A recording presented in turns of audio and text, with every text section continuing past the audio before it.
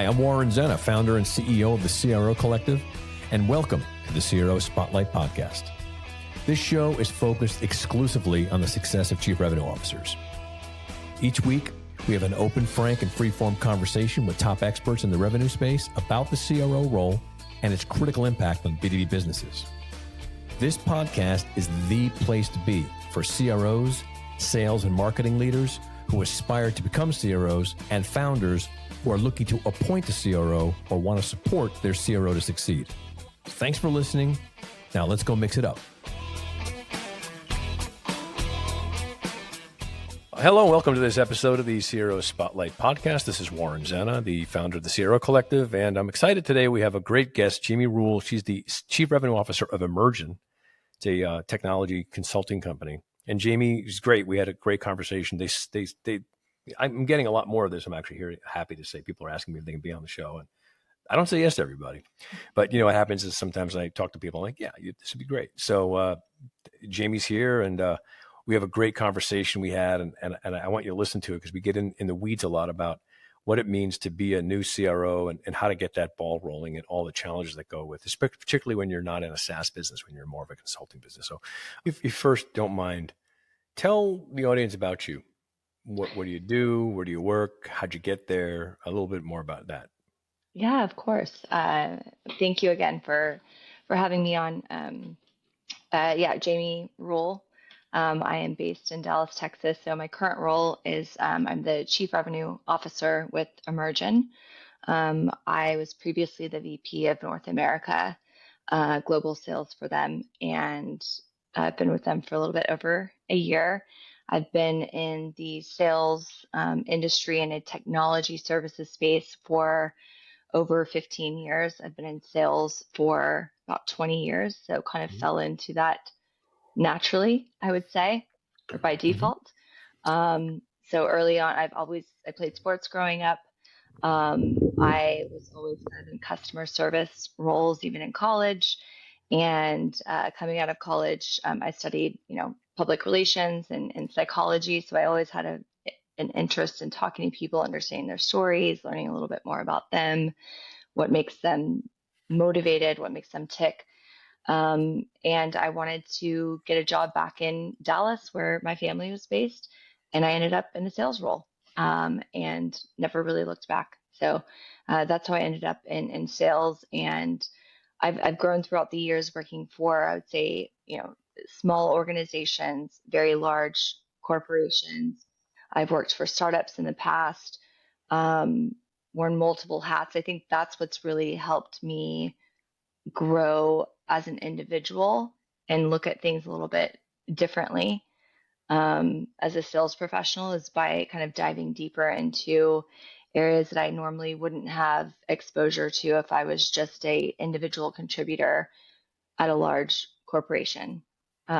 So I, started out by doing recruiting actually for technology consultants back in 2010, and then moved on to work for a technology organization that focused on like SMB market, specifically with their own private cloud. So I learned a lot. That's where I really learned a lot about, the technology world, the cloud, everything digital.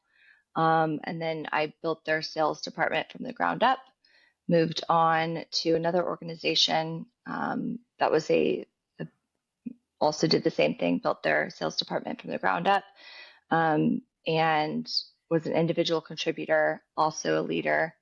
And then from there, I went to work for some very large corporations, playing some more strategic roles in large deal construction, multi-million-dollar deals, very complex organizations. And so that gave me another insight into how business and how companies and operations work. And then from there, I was looking for what I would call a home, somewhere that you can kind of hone in on your skills and really make a difference. And for me, that's where, Emergn came into play. So it kind of was a culmination of being a player coach role and also being able to, I think, make an impact in the industry. So Emergn's differentiator, what they offer to the market, is really what resonated. and now I'm here, and I've grown since I've been here. So thank you. Great. So it sounds like obviously you grew up in this role through sales, right? Yeah, So you very came from. much. So now at Emergn, when they walk me through this process, this is always interesting to my listeners. Is how did the company? Was this the first CRO they ever had? I believe so. They've had a lot of different roles in the past. So Emergent's been in business for 16 years, but they've grown very organically, and they're global, right? So they have footprints in Europe. North America was a little bit of a, I would say, emerging market. Like we've had some very large customers, but haven't had a steady state of a leader there. So I don't believe that they've had a CRO before in that capacity. So this is a different role for them. But when I came on, it was leading the North America team, and so that's how it kind of grew into understanding a little bit more about the markets, how we operate, and there was obviously some things that we wanted to do differently, I think, in how we run North America, how we work as a, we were at a unique time, I think, in our career. When I came in, we were celebrating 15 years. We were really coming out of, a lot of, uh, we've seen a lot of seasons of growth, and also some things that we've been, to be in business for 15, 16 years is pretty impressive. And so we were going through a lot of changes, and it was time for them to really focus on growth from a strategic perspective. So I think that's where my role really came into play, and it was just the right timing to really have that role in place. Got it. And when they thought of a CRO and they originally looked at the role itself, is your remit grander than just sales focused? Is it like the entire revenue operation, or how would you describe the way in which your role is being operationalized?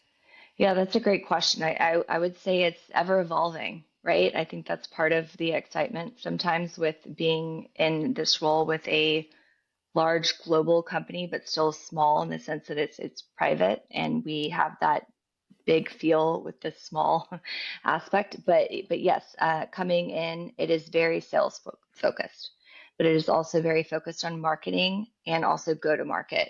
We do have a CFO, who's also our COO and handles a lot of the revenue. So I work very closely with her. So I would say at the end of the day, chief revenue officer, I'm going to be responsible for numbers, right? But it is grander than that in the sense that it's really starting with the sales, leading the sales team, um, and also how we go to market, how we position ourselves in the market, and also aligning very closely with marketing is one of the big mandates that I've had. Gotcha. Yeah. So, I mean, I asked the question mainly because this sort of sits at the kind of crossroad of where it is that my whole businesses came from, which is Mhm. this idea that the CRO role really is a revenue leader, right? Uh, what I don't know. Again, I understand you've been around for 15 years, but if you don't mind me asking, this is more a question pertaining to the complexity of your business. How big is the company? Like, what's the general revenues? You don't have to give me the exact numbers, but a range. Yeah, How big so we are? we were over 500 to 1,000 employees Okay. roughly, Mhm. operate in 15 different countries.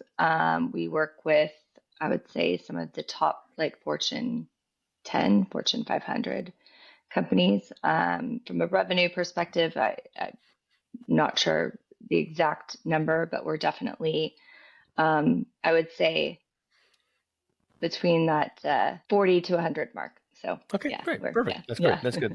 That helps me a lot actually, yeah. because that's usually the stage.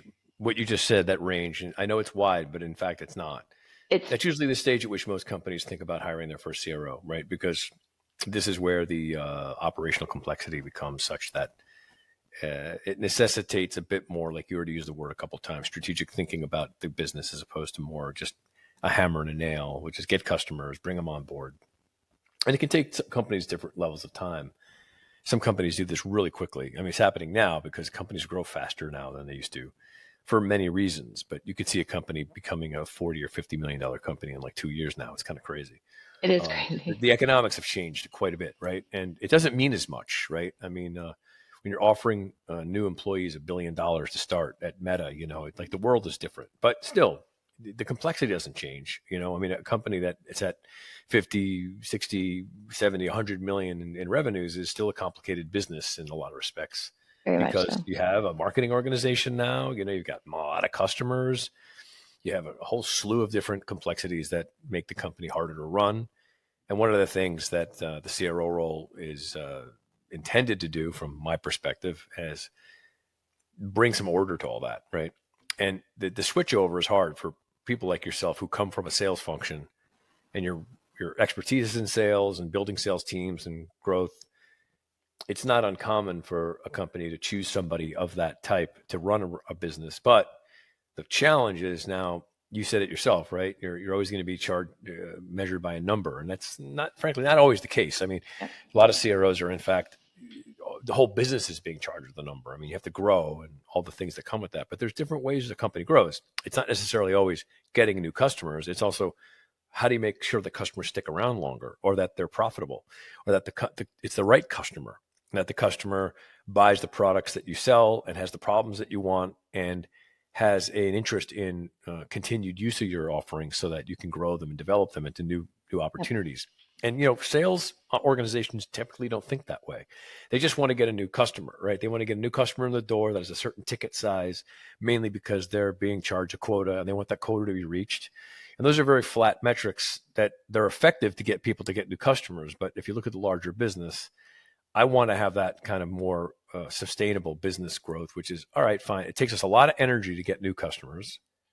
So why don't we see if we can take our existing customers, keep them around longer, and make them buy more, or have more growth or expansion, where the opportunity lies for that is much, I wouldn't say easier, but it's obviously a lot simpler to sell to a customer that you're already helping than one that never heard of you before. So I'm kind of curious what your thoughts are on that as the way you look at the business. Hey, everyone. I want to thank you again for listening. Get great comments across LinkedIn and other channels about the show, and it's really gratifying to see that we're having an impact on you. Another thing I wanted to let everybody know is that we also produce events. About 2.5 years ago, we started these CRO roundtables, predicated on the idea that, well, two premises. One is CROs are looking for other CROs to talk to, which is really true. It's a very lonely job. And how do we get a bunch of CROs in a room where they're not being, let's say, disintermediated by panel discussions and sponsorship events and demos and stuff, and really give them a chance to talk to each other? So we created a roundtable event that is essentially that. It's a 3.5, 4 hour discussion between 20 and 30 chief revenue officers. And these are amazing events. The format took off. People love them. And I get requests all the time as to when is your next CRO event. So to that end, I want to just let you all know that we have a roundup of them coming over the next number of months, over the remainder of the year. So the next one is in Boston on August 20th. Following that, we have 2 events in September in San Francisco, one on September 16th, which is a dinner.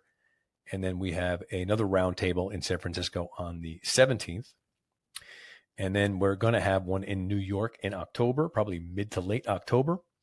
And then I have one in November in Chicago, November 18th. So if anyone is interested in attending any of these events, if you're a chief revenue officer working for a company over 150 to 200 people in your organization, just send me a DM on LinkedIn and ask me about which event, and I'll provide you with either the information or the links. But again, it's August 20th in Boston, 2 in September, on September 16th and 17th, New York in October, late October, and then again in November in Chicago. So sign up for the CRO roundtables. They're amazing events, and I hope to see you there. Spot on with everything you said. So I do agree with a lot of those points. And I think from what I've seen is sometimes the modern day CRO role or term can be interchangeable sometimes with like a chief sales officer or I think sometimes at companies of a certain size, when you're focused on sales, yes, that comes with a number, right? When you're chief revenue officer comes with a lot more, right? And a lot more thinking about the organization and the business as a whole. So, I think most importantly, it is about, and also here at Emergn, like we've grown very organically through the years and through referrals and through replicating good business, which that's any salesperson, that's the easiest way to continue, revenue, and the easiest place to start when you're, I think, hunting, prospecting is with your current customers. Like, what did we do right? How can we replicate that? But also looking at like, okay, well, not just that customer, what was their profile, right? Like what made that engagement or that, delivery work so well? How do we replicate that? How do we go after those different, not just organizations, but also I think personas, right? Within the company, like who are we targeting? And that's been a big thing that I think you have to define that target ICP before you can actually try to replicate and grow a business. You also have to understand, what are we really going after? Where are we going to be successful in the market? That is ever changing constantly, and we do change a lot as well. Especially with AI coming into play and all of these different things, and in the technology world, I think it's people are always trying to be relevant, right? So one thing that we've been doing is thinking about like thought leadership paper, like how do we differentiate? So How I do think that you? So I'm just curious if you don't mind me asking that question. And yeah, I think to help contextualize that question, it might be yeah, helpful for the listeners to know a bit more about Emergn and who your customers are and what problem you solve and the business that you services that you provide, so they can get a better sense of the challenges that you're facing, because it's different if you're a SaaS business or if you're a service business or if you're a hardware business, et cetera. it is. Yeah, it's about, I mean, at a high level. So we're a global digital services firm, which really means like we are a global tech consulting firm that specializes in, I would say, three areas: consulting, engineering, and education. So those are really the three kind of pillars of our business. We do focus on making companies more product centric. So everything that we have is that's our differentiator. I would say is more about how do you think about things from a more product centric lens, and how do you really connect the business people with the IT problems? How do you bring something from conception, an idea, whether it's taking a product to market, or even taking something, a product can be internal as well, like a new system internally. So how do you take that from conception to actually delivering it in the hands of your customers? So that's really where we specialize in. That's probably the best way to describe it. And I think the differentiator is also we are very big about making sure our customers understand the importance of how to do what we're doing when we leave, right? Like we're not, which is kind of a salesperson's, you want to be there forever and selling into the account, but we are set up to go in, make an impact, and then leave, right? Mm-hmm. We're kind of teaching them how to fish, if you will. We're making I them do understand. it on their own. So, Got it. Yep. yeah. So your customer, in terms of their Mhm. needs cycle, is it that they've come up with an idea and now they need a company to help them take that idea into reality, or is it they don't have any sort of product ideas and they recognize that they want more of a recurring revenue model, and then do you help them figure out how to do that, or is it both? It's both, right? So it could be a new idea, but it also could be looking at the way that they're currently operating, right? Like very large organizations, the way that they're doing their current work is not as efficient as possible. And so they need somebody to come in and kind of consult and do, I would say, learning by example, or do some education. We also have a platform um, online that helps, educate, but we do a lot of things in person as well. So Hmm. come in and kind of lead by example. So some of it's like coming in and auditing, and we talk a lot about landing and expanding accounts. So customers' needs are very different. They could need help um, developing developing a product, right? So that's where engineering could come in.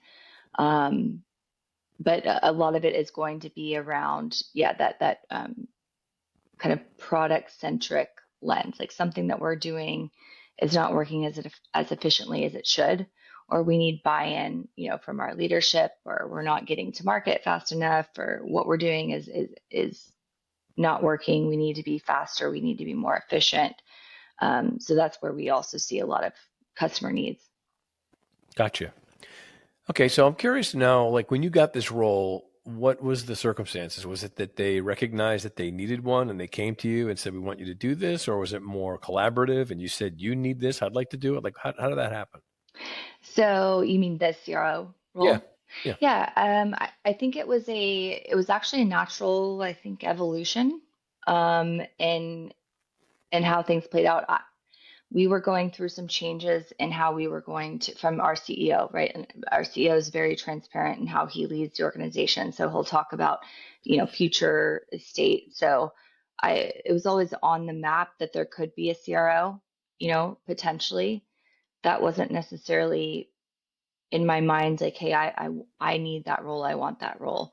I think it was more of a mutual understanding of, um, I was bringing a lot of ideas and leading by example and really stepping up to try to change things in the sales organization for the better.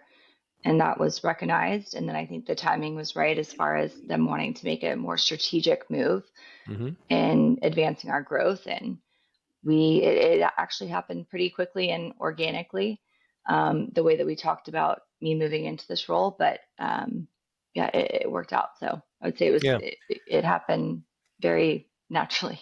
I understand. So what were some of those things you did proactively, and why'd you do them? Yeah, so first and foremost, I think when I was hired on, a big thing was, I was a player coach, right? So it wasn't just leading, it wasn't just managing, it was also selling. Hmm. So proving that I, could actually do, the job, I could actually be in the trenches, sell, prospect, do all of those things, which challenged me. It's been a while, since you're, cold calling and doing some things, and then also guiding the team on how to think about deals differently than we had thought about it before here at Emergn. So I think bringing a different perspective to thinking about how we approach clients, how we approach deals, how we approach the way that we service our customers, not just on like this immediate delivery, but like how do we grow this account? How do we think about it from an overall account strategy and not just this is a problem we need to solve right now, but hey, how do we grow this account? How do we do stakeholder mapping? How do we, make ourselves sticky within the account, beyond just this immediate need? So I think that's one thing that stood out. And then If you also don't mind, just, I'm sorry to yeah, interrupt. I just want to get into this a little bit more. yeah. Can you be specific? Like, what are some of the things that you specifically saw and changed? Because I get the general idea, but I'm very interested in knowing, like, okay, I saw this X thing and it needs to change because of this reason. These are the things that are really interesting to hear, like some problems you saw and why they were problems and what it was that needed to be done to fix them, and then what the solution was and how it resolved it. Yeah, so I think that the first thing, was how we were going about our prospecting, because a lot of it was about growth, right? So when I came in, it wasn't necessarily a problem. We had some very solid accounts that were being managed by, other people. So it was about building a team and it was all about driving new business, right? And the way that we were going about it at the time was more kind of lead driven. It was a little bit more sporadic. It wasn't as focused and intent driven, right? So when I came in, I said, let's, instead of doing, um, what we've been doing, let's do some target account lists. Like, let's be very systematic and strategic about who we go after. And this applied to, the US at the time, right? Which is a huge region. We didn't have a Hmm. huge team, so we can't, be on site all the time. So hey, let's look at it from a, target account list. Let's put that together. Let's focus on that, and let's also try to think about like intent data. Like what are those customers that may be wanting our service or maybe in the market, instead of just being reactive. So I think being more proactive. So bringing in, so the first thing, making sure that we had updated, target list. we had account reports that we were, doing regularly, bringing in the right tools to be able to prospect smarter. So that was, I think, one of the first things that we did. Also, just getting a little bit tighter on our overall qualification process, right? So we had a great model that's been put in place, and it's been around for a long time around the engagement model, how we engage with customers. But what I saw was lacking was really like the front end of that, like from when we are given a lead, from where, is it marketing? Is it us going to reach out to a customer? How long does it take until that person gets into the system? We've had conversations, we've done pre-sales, and then it's entered as an opportunity. So really looking at that front end of the funnel, and how do we drive more of that into creating opportunities, or how do we qualify it out faster? So that was one thing that we looked at doing, and working very closely with our marketing leads, who we have, somebody that was head of lead gen, and looking at, hey, how can we be more efficient with that process? So I think that was a big help as well. And then developing an overall strategy. We had a company strategy. We'd had, I think, a sales and a marketing strategy at a high level, but working, and at the time with, at peer in Europe, like, okay, what is our sales strategy? Like, I felt like that was lacking a bit. Like, what is our North Star for sales? And how do we define that? And what do we need from sales? Like, getting feedback from sales, like, what do we need to be better? What do we need from the business? And then bringing that back to the business. Maybe it was because I was new and I wasn't afraid to, go to people and say, hey, let's try something different. Let's talk about how we've been doing things, and then maybe how we could look at doing things differently. Thanks again for listening to the CRO Spotlight podcast. We're excited about all the great guests we have, and more importantly, we're excited mostly about you for being avid listeners and supporting the work that we do here. Feel free, please, to share the CRO Spotlight podcast with any of your colleagues. We just think there's a great wealth of information here, and we want to get the word out to as many people as possible, and your support of the show is really appreciated. I wanted to share information about a program that we offer called the CRO Masters Council. The CRO Masters Council is a bi-monthly group of 6 seasoned chief revenue officers who are looking for a chief revenue officer board of directors, so to speak, that they could share what's going on with them, collaborate with ideas, get some feedback on what's going on in their current role. And these are great conversations. I facilitate them. The CRO Masters Councils, again, they're twice a month, and they last for at least 6 months to a year.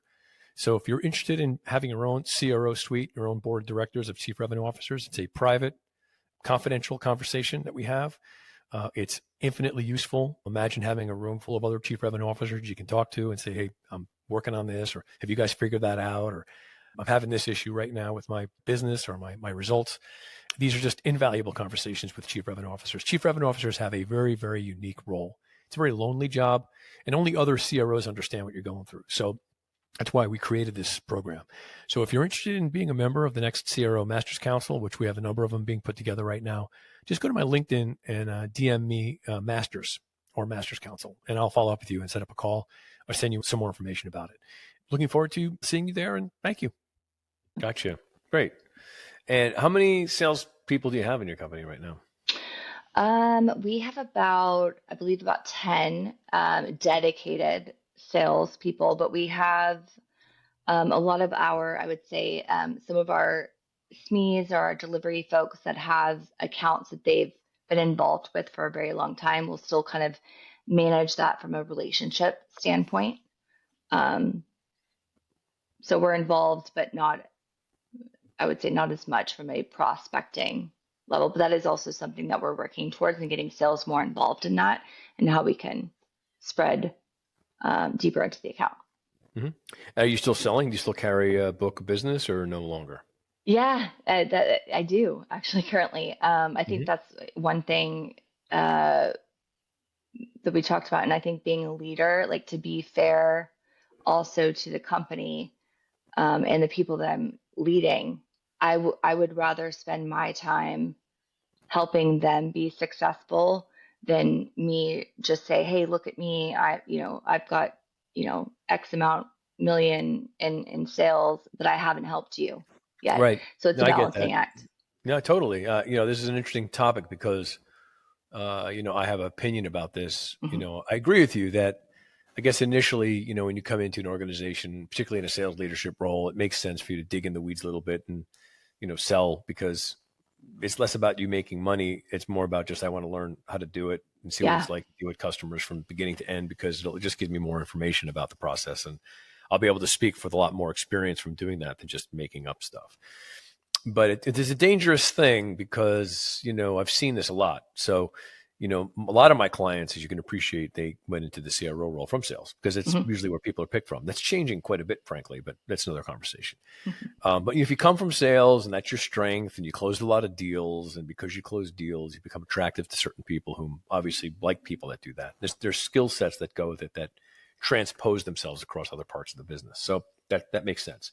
However, it can be myopic because if you're always selling, you're focused very much on acquisition as your end game. And as I already shared before, that's not the end game. The end game really is more growth and expansion and profitability and other aspects of the business that, sales is a component of, and I think a CRO, the trapping of a CRO is being stuck in the sales modality all the time and not being able to see outside of it, mainly because two things happen, I see. One, the CRO sort of flounders a little bit because the role is undefined and I don't really know what we're doing. And we're sort of figuring it out.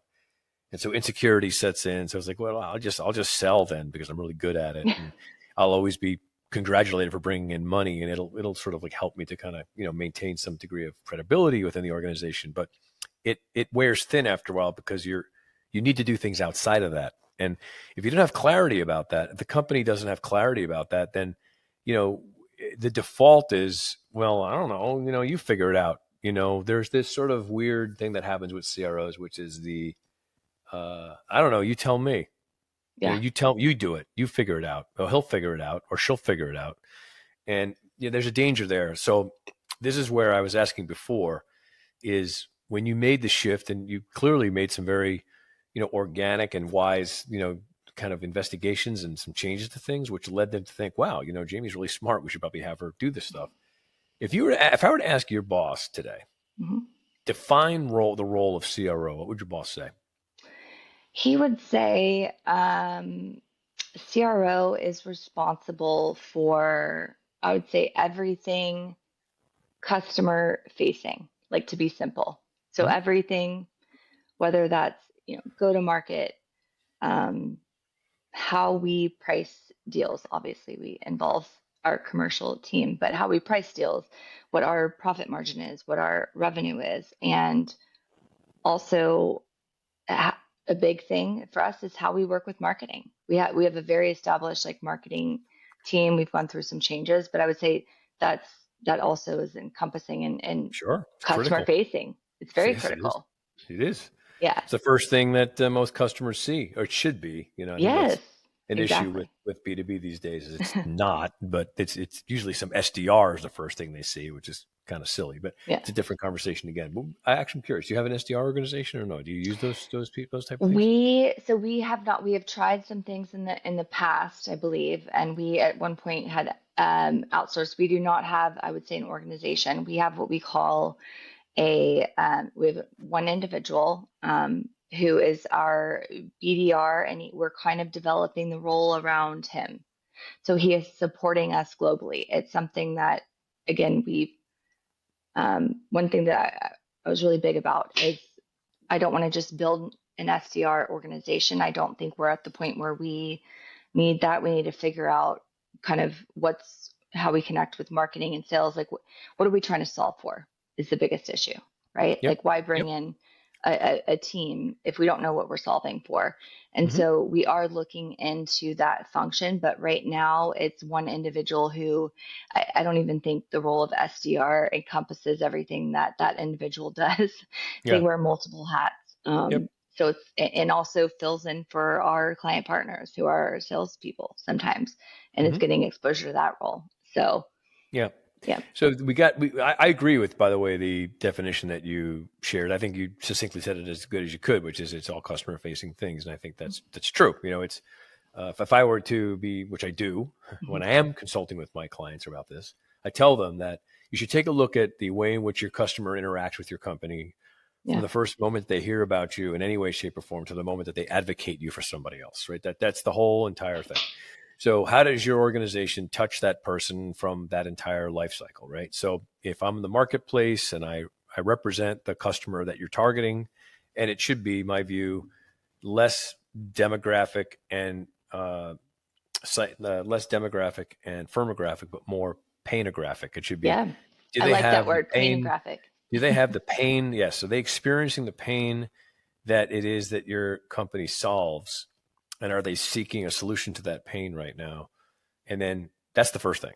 And then, if that's the case, then if we've clearly identified or defined our solution, it should be a coin. It should be that on one side of the coin is the pain and the other side of the coin is our solution. It should be that simple. It should be like very easy to be able to see that they're related to each other.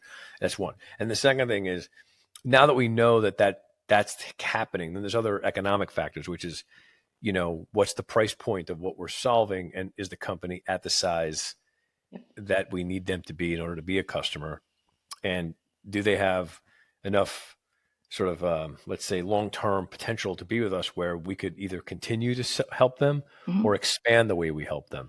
Yep. And so if you look at it that way, then you've got an entire chain of people involved in that. First, you have a marketing organization that's going to create a value proposition in the marketplace, whether it be through thought leadership and other sorts of things, and differentiation and messaging that signals we solve this problem, we solve it uniquely, and we do it well. And we have some unique solution or some unique value or some unique way that we do it, and it's different. And this is why it's different, and this is why it matters to people. Maybe some credibility around people who you've sold it to, who have some testimonials. That signal should reach your customer, your paying customer, at some point, and say, okay, I think Emergn is probably someone whom I should consider talking to about this. And then marketing now has done their job, so that when sales speaks to them, there's a meaningful conversation that you can have with that person. And I think that with a breakdown, in my view, is marketing. If marketing is being relegated to being like a sales enablement organization, give me decks, give me collateral, which is, I'm not saying it's a bad thing. I'm just saying that's just a part of it, right?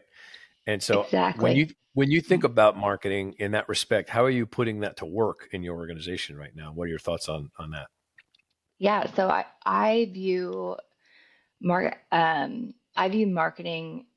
as sales enablement, but it's bigger than that. It's brand awareness, it's market awareness, it's all of the things that us salespeople are not good at, to be honest, right? Like the PR aspect, all of the different like media channels and the outreach and all the things that we need to be doing to get our name out there and ultimately drive inbound leads. Like for me, that's, I think, from a salesperson's point of view, we'd like to see like the inbound kind of leads, or at least some sort of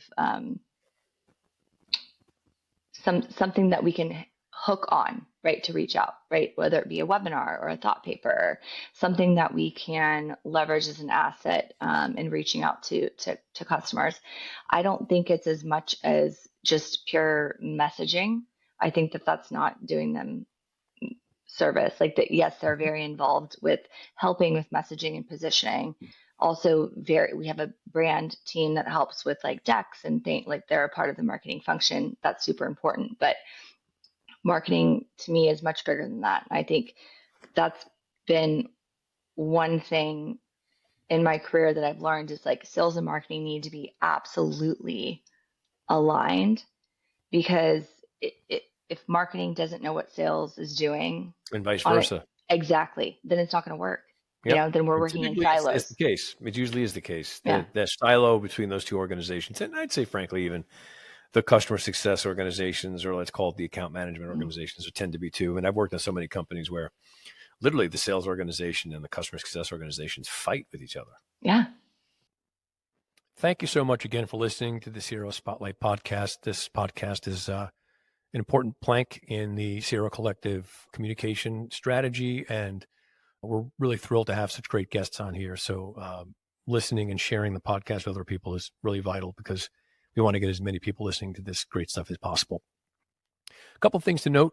If you're a aspiring CRO or a recently hired CRO or even an old salty CRO, and you're looking to either become a chief revenue officer or improve your chops and gain some more insights and improve your competencies as a chief revenue officer, we offer the CRO Accelerator course. It's 5 years now. It's the first CRO-focused course that was out there. It's a 15-week course that is populated by aspiring chief revenue officers and CROs. We're pretty selective in terms of who can be a member of the CRO Accelerator course. It's people who are probably more ready to be a CRO right now. They have a number of years under their belt as a revenue leader, whether it be a sales leader or a marketing leader or even a RevOps leader. And they either want to move into the C-suite or they're CROs that want to just make sure that they win in the role. So if you are interested in being a member of the next cohort, please just write me a note on LinkedIn. Just DM me, CRO Accelerator, and we'll set up a time to talk. And then I can send you more information to give you a brochure of the course. So again, CRO Accelerator course, 15-week program for aspiring and newly hired CROs. Take advantage of it. It's been great. And you'll see some more information about it on the website. Thanks. It's weird. It's like you think about the way it was set up. I think it's changing and evolving, but this is a weird way it was set up. So, a sales organization closes a deal. They work very hard on getting a deal closed. Now, there could be a number of different things. I think some of this stuff is a bit nuanced. If I'm selling a SaaS product, the relationship that I have with the customer is not going to be that integrated as it would be if I'm selling a service product. But if I'm a consulting organization, the sales organization usually is very involved in delivery because there's a crossover there, It does depend on the different type of organization, but you're right. Yeah. I find that you're correct. There's certainly not a black and white thing, but I find, and I've worked in my career, more service organizations like yours than I have SaaS organizations for the reason that it doesn't have to do with me. Just a personal preference. I have to work with that type of business. I like that better. I like solving people's problems and stuff like that. Software, well, I love it and I'm fascinated by it. It's very just, get me the contract and right. It's more transactional. Give me your credit card and transactional, and it's fine. It's not necessarily. I mean, some software is very complicated, and if you're selling like a CRM system or enterprise software, it's very, very complicated to sell that to somebody because it has big implications. But most SaaS is not that way. In fact, most SaaS, someone in the company can just log in and buy the product on their own and start using it, and not even share it with the rest of the organization yet. So I say these things mainly because if I close a deal and then now there's an account management team that manages that account, that account management organization's responsibilities and incentives are predicated around the ways in which that relationship can be manifest in ways that show that organization is valuable. So what I'm going to do is I'm going to protect that relationship. I'm not going to want anybody else to talk to that person except us, right? Because now you're stepping in on my turf. It might threaten my KPIs. That's a bad setup. That setup is not built for the organization to succeed. That's big for the people to fight with each other. Yep. And if they're integrated, then, no one won't care who's talking to the person because we're all on the same team, right? And that needs to be created not just through a culture, which is like everyone gets along. That's sort of like a little bit, little Pollyanna. It's never like that way. No, it isn't. You're right. It has to be built on incentives and the way that everyone is designed to kind of benefit from those relationships and that they're mutual and that they require each other's support to do so. And those are processes and those are incentives and those are comp plans. So I'm curious, how are you thinking about these things now in the way that you're building your organization, now that you're ostensibly in a position to make that sort of alignment? What's the way that you're thinking through those things? Yeah, that's a really great question. And I agree with a lot of things that you said, because I've seen this at different organizations, right, that I've worked for, and how it can be detrimental to actually what you're trying to do and deliver to the customer. At the end of the day, we are trying to be the best we can be for the customer. They are the ones that are trying to get, so fighting internally and worrying about, the handoff and all of those things can be difficult. And that is something, for our organization right now, we are like our salespeople, where it's not your traditional like business development and then you hand it off to account management or customer success. Like it is, you wear that hat, like you are prospecting, you are also um, dealing with the client along with like delivery teams. We have a very robust, I would say, delivery and client engagement function, which has helped us be able to wear multiple hats, but there is not a handover. But you will get to a point where that does become, as you grow, you can only manage a certain amount of accounts while still prospecting. Exactly. So Yeah. there needs to be some sort of process for those people to be able to stay on purpose, Hmm. or maybe change the compensation structure so that when they do stay on the account, that there's incentive for them to do so, and it benefits the customer for that to happen. I know. So this happened to me, right? So I sold, like you, this is very similar. I sold very complicated technology consulting for a big part of my career. And we would go to a company and we had some very, very complex things we were trying to sell to our clients that had impact across their whole organizations, changing their entire technology Yeah. infrastructure to change. And they knew they needed to because the world was changing. I happened to be lucky enough to be in business when the internet was invented and the mobile phone was invented. And so it was really cool, to be involved in these massive shifts that organizations had no choice but But to move. to move with, and they didn't know how. And so it was very disruptive and big things. And, when you're, and this because you do it, when you're selling this sort of thing, you have to not just be a salesperson.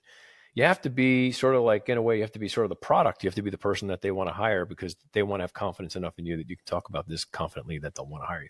And they typically want to keep you around. They're like, are you going to be on this account? Are you going to stay on this account? Or are we never going to see you again? Right. And we had to shift our model so that I could stay on the account. But then it was like, well, then I'm not out selling and I need to do Right. that for the company. So there were different metrics that I had, which were, aside from success metrics and make sure the client engagement was complete and that the client was satisfied, which I got incentivized for.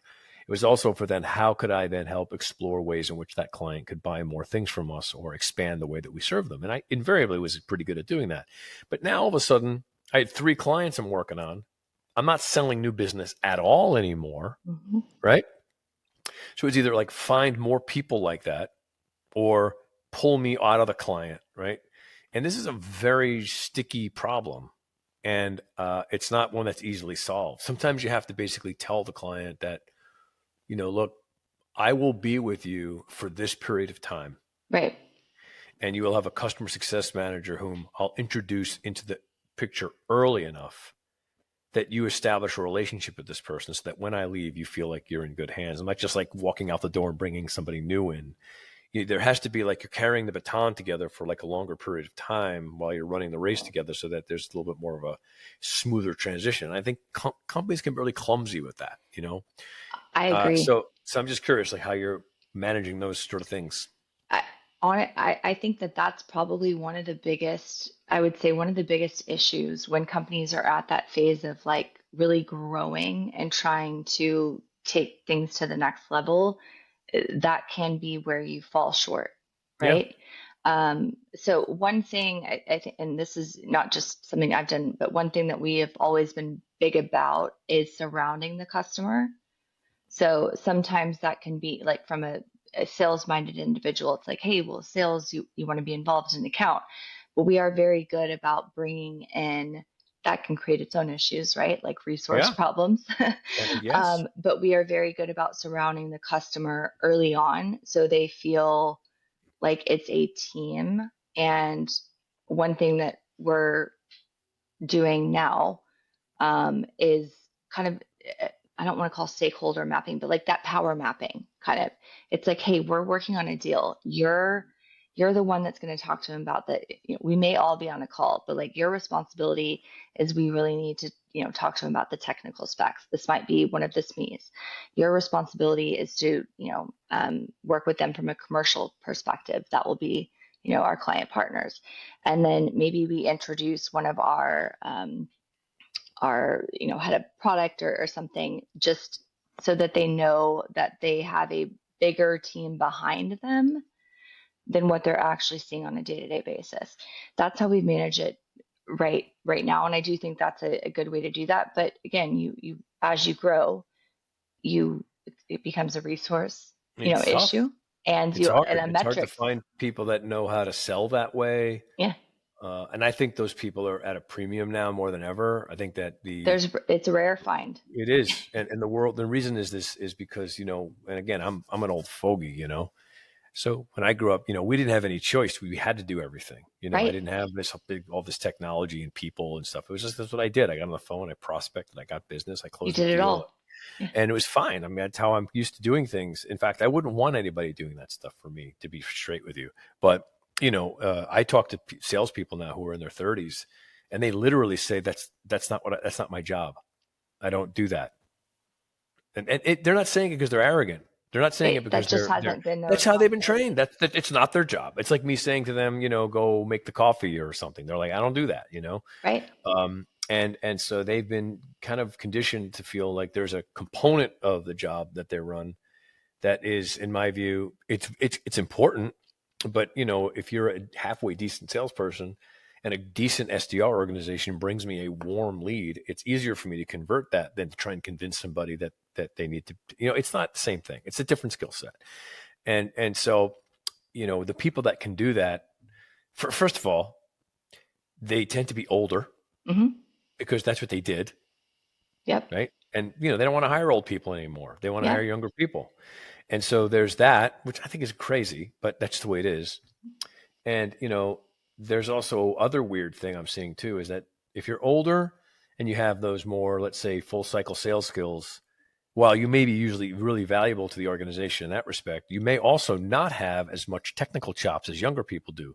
I see younger people really amazingly adept at these new technologies. They use them all the time, and you need those people in your organization. You do. So it's a very. So how are you dealing with that component of your business right now? Now that you've got, firstly, because you're building digital products. I mean, I'm asking kind of a bit of a dense question here because there's a lot of things packed into it. But are you building AI products for your clients now, or how are you managing the AI boom both internally and with the way in which you're developing products for your clients? Yeah, we are. That's actually a very relevant topic. I mean, I think for anybody that's Sure. evolving, being relevant in the digital space.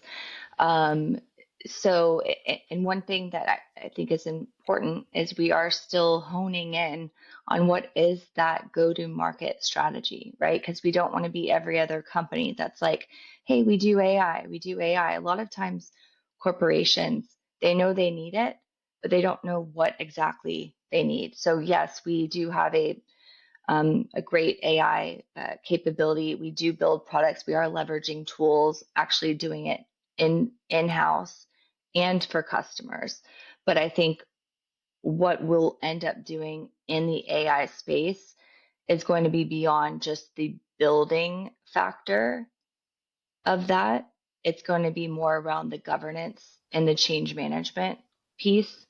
Yeah. And I think with AI, you have to understand what you're good at and what the potential is that you can offer while still staying in your lane and being true to who you are as a company without trying to expand and say, hey, we're AI, we do this, but it's not something you're an expert at. So It's a weird one, isn't that? Because I'm seeing, I see it from both sides. I think you're correct. Obviously, you can't misrepresent yourselves, but you can't be late to the game you either. can't be late either. You sort of have to. I've seen companies recognize, and I see this a lot, that they might not even be considered as a potential vendor if they don't have AI in their skill set, because they're just like, it's a weird situation when, in fact, I think now I'm talking, I don't know how many people a week now, I see very few people who really know how to make this stuff work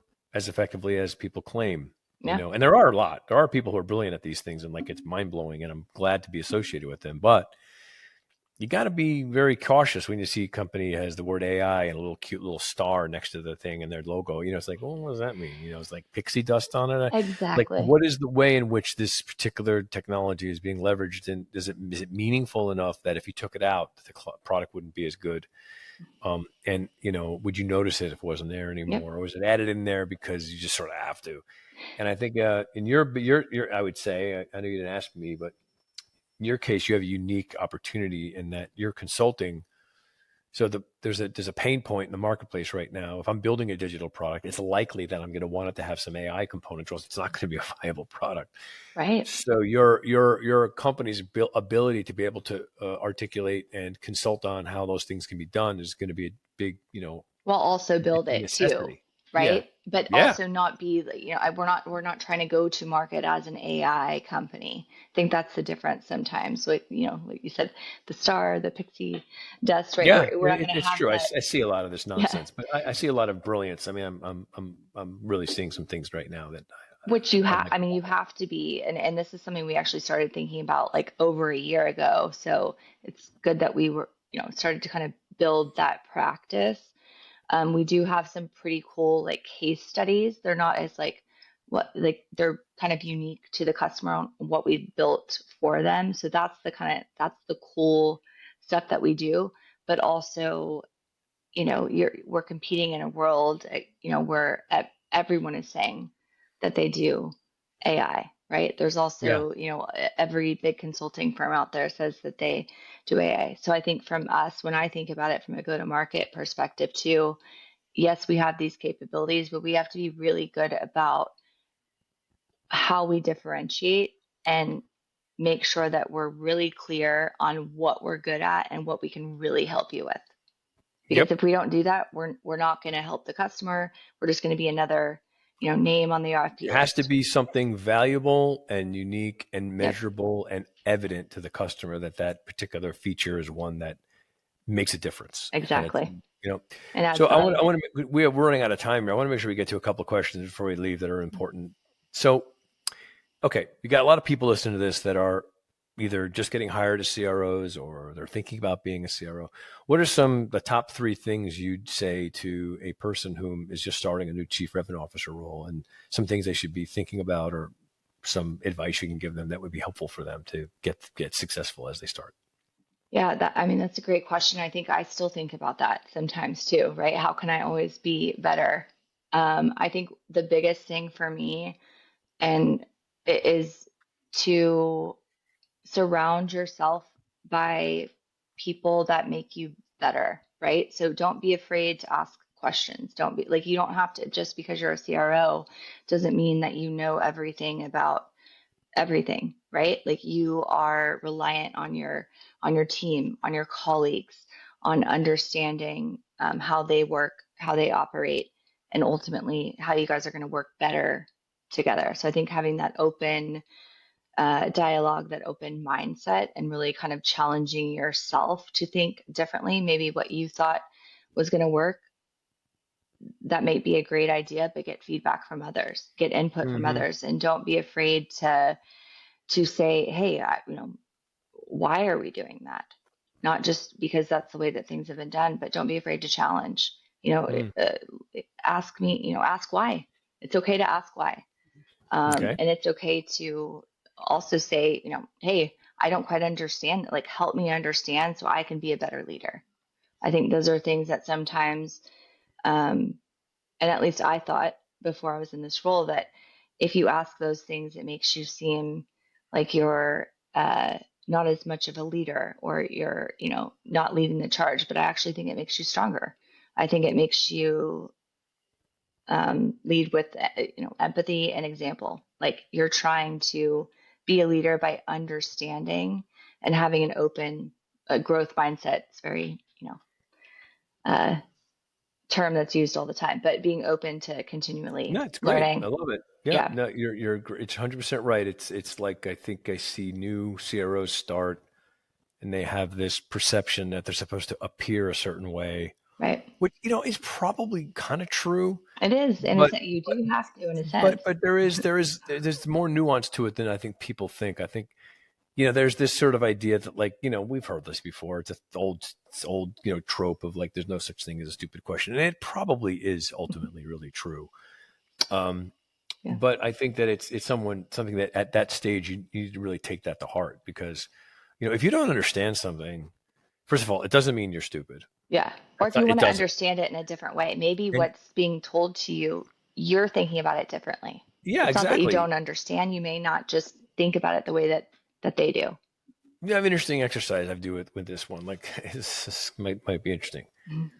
I've been in a situation before where, I'm around a lot of people whom are in leadership positions, and I can tell there's a lot of this sort of posturing going on where everybody wants to sound smart. They use all sorts of words and stuff like that. And I get that and whatever, but it can also be sort of a distraction because no one's saying what they really think about anything. And I've always been the person who says that I really think all the time, which can be a good thing or a bad thing, but that's who I am. So, at the risk of me sounding like I don't know what I'm talking about, and maybe I'd say activating someone's desire to want to knock me down a peg by calling me out on something because they're more looking for me to weaken my position than strengthen it, right? Not everyone's as humble as saying, oh, wow, those are really honest questions. Some people might be more like, oh, you're an idiot, because they're looking to try to like outrank me. It happens, unfortunately. It does. Yeah. It might be a clever little piece of advice for people because it came up just now.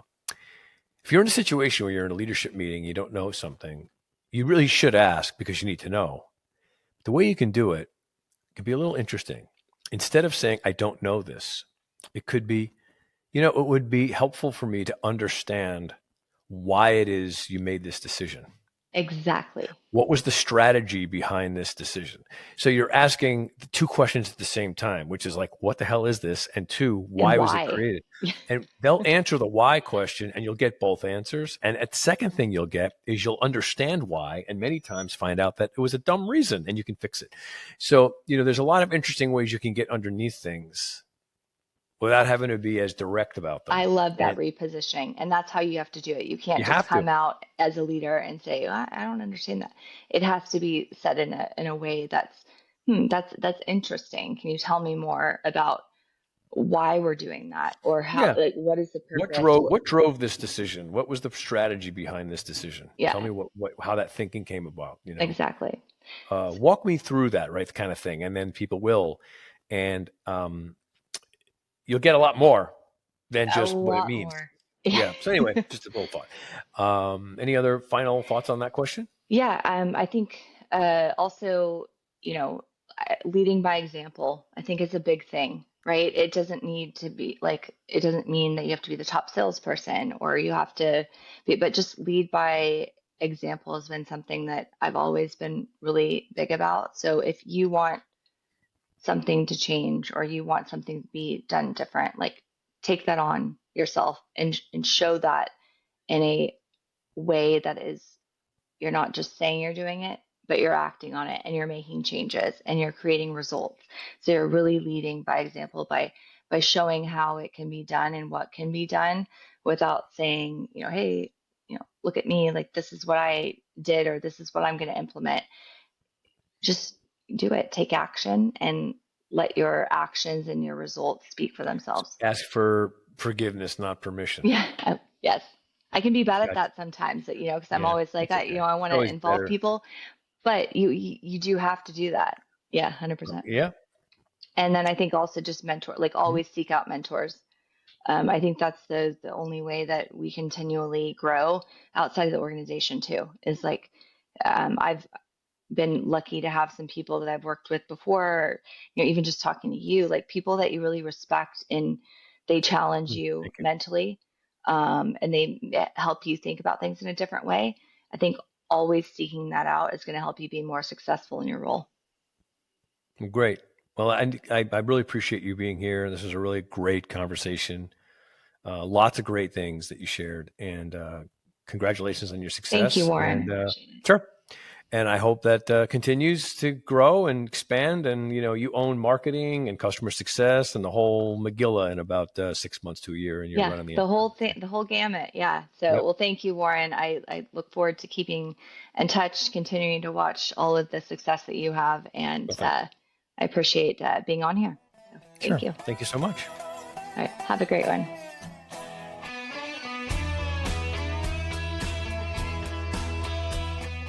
Thank you for listening to the CRO Spotlight Podcast. The CRO Collective's mission is to help CROs succeed and help founders and CEOs build CRO-ready organizations. You can find out more information about our services at thecrocollective.com. That's thecrocollective.com. And we look forward to having you join us next time.